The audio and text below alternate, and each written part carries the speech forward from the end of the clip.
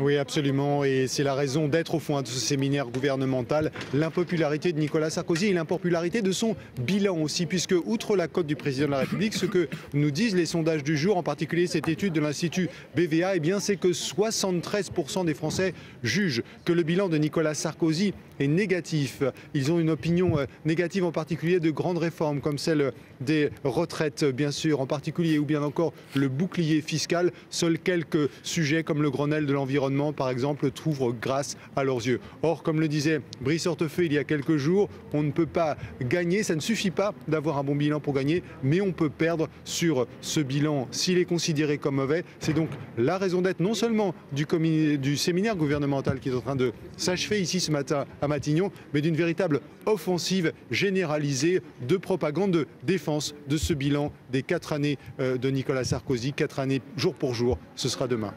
Et Thierry, pour défendre ce bilan et puis pour lancer la campagne, eh bien, c'est au tour de François Fillon de monter au créneau.